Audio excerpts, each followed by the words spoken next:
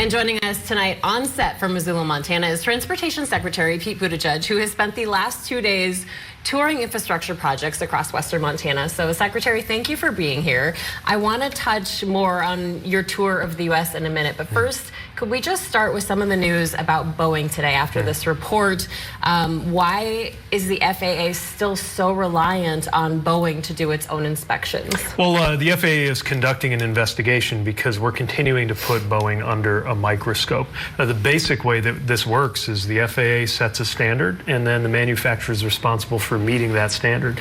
Anytime we get an indication that that's not happening, there's going to be an intensive next step, and that's why FAA has taken the unprecedented step of restricting how many planes Boeing can make until they can demonstrate that they can increase that safely. That's part of how we maintain the extraordinary safety record that the U.S. has in terms of aviation, and we never take that for granted. The fact that aviation is by far the safest way to travel in the U.S. doesn't just happen. That happens because of this constant updating, refreshing, and returning to what needs to be looked at anytime there's an indication of a problem.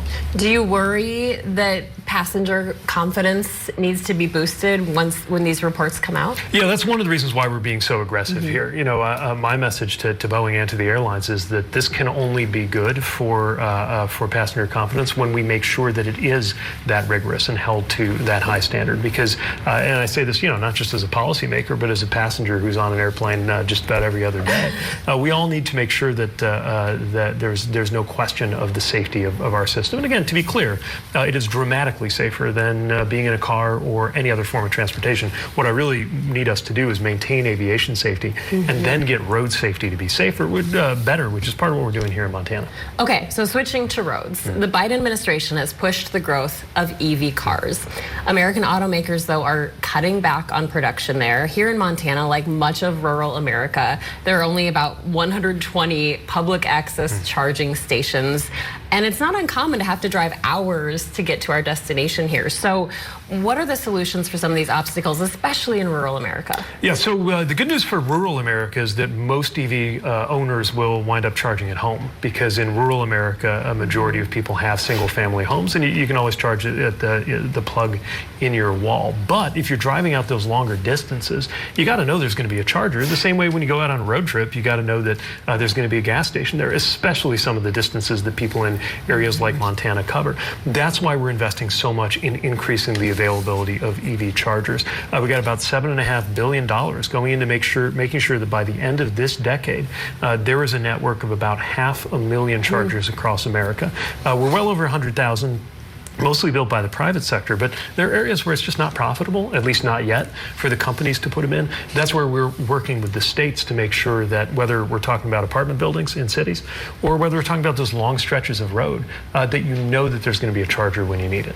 Do you see that being a sustainable plan no matter who wins the election in November? I think so, because that's where the market's been going and that's where Americans have been going. So, it certainly mattered that this administration stepped up. I think the last administration seemed to be content for China to take the lead in EVs, which we don't believe is okay, because we think it's really important for America to lead. It's especially important to me because I come from a town that made cars, South Bend, Indiana, and really lost a generation of jobs because those cars didn't keep up with current technology. That's part of why it's so important for America to win the race to lead the EV market. But what I'll say is that customers have been moving in this direction here in America and around the world regardless. Every single year, more Americans choose an EV than the year before. It's not for everybody, at least not yet, but we're continuing to see that growth. We got to make sure that we're getting ready for that with the kind of charging network that America will need by 2030. Let's transition to another mode of transportation I think you've heard a lot about here on the ground in western Montana.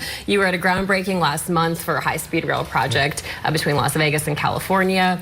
We've seen pretty big pushes to bring back passenger rail along the southern route in western Montana and other rural parts. Do you see this as a reality that rural America can not only get behind but support in a sustainable way? I think so. Look, rail opened up the West. It's what made places like Montana and the whole American West really open up in the first place. So it makes sense for us to have excellent passenger rail for the future. Problem is we haven't really invested in that in the last half century, but we're seeing more and more visions, more and more projects. There's the Big Sky Network right here trying to bring it to Montana. We're providing some planning dollars to help them get some of their plans onto the drawing board. I mean, it's early days for some of those visions, but there has been good passenger service here before. There's no reason we can't have that in the future. And meanwhile, other projects that are further along, like the Nevada one, are so exciting. That's high-speed rail from Nevada to Southern California. They're planning to be up and running by 2028, and it's going to create a lot of good-paying jobs along the way.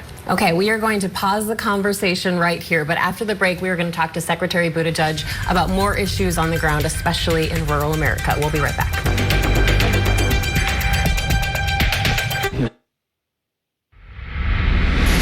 And we now continue our conversation with U.S. Secretary of Transportation Pete Buttigieg. Secretary, you are in studio with us here in Missoula, Montana. This is the 47th state you have visited as Transportation Secretary. You've toured the newly expanded Missoula Airport yesterday.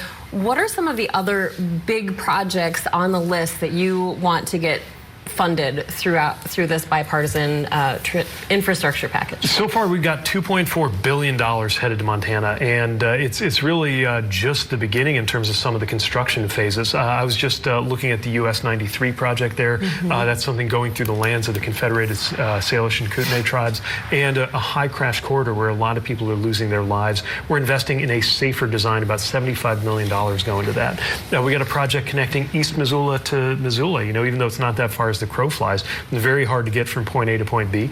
We got funds to help do something about that. You mentioned the Missoula Airport, one of many airports we're investing in. We're doing timber bridges in the eastern side of the state that have needed repair for more than a generation.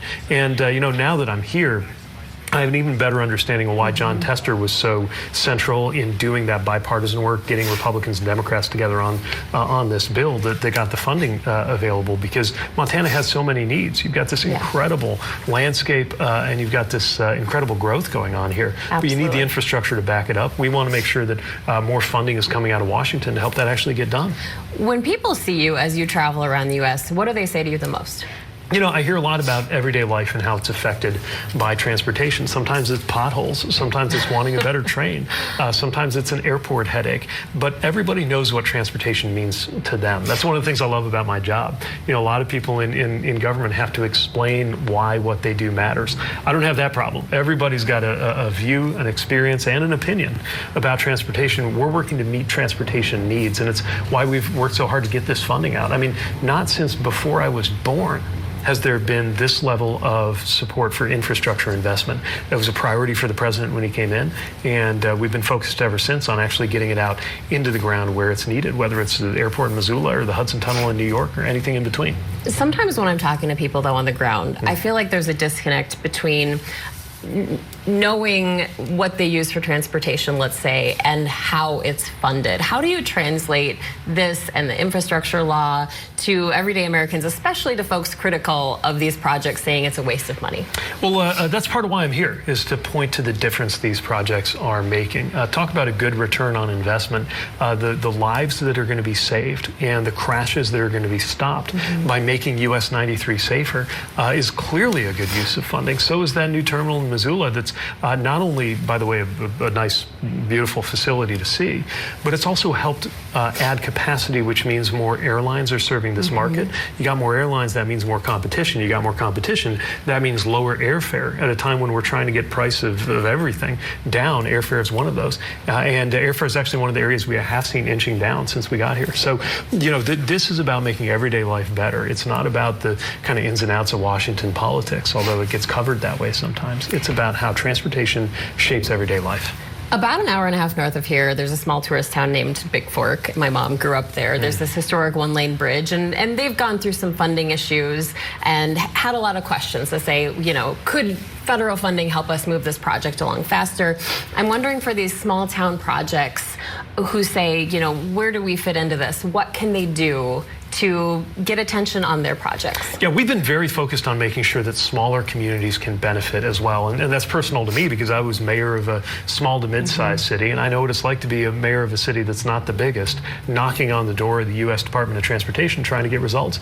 It's why that we've engaged in direct assistance with smaller communities to help them access those dollars that are coming through the Biden infrastructure package.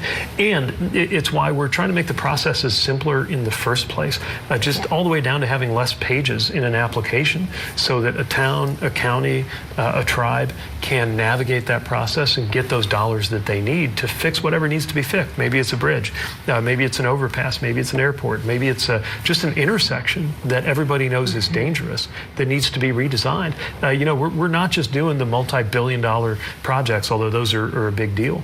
A lot of what we're doing is six-figure grants going to smaller communities to make their streetscapes safer or better for small businesses. And again, having come up as a mayor in Indiana, those are some of the projects that mean the most to me.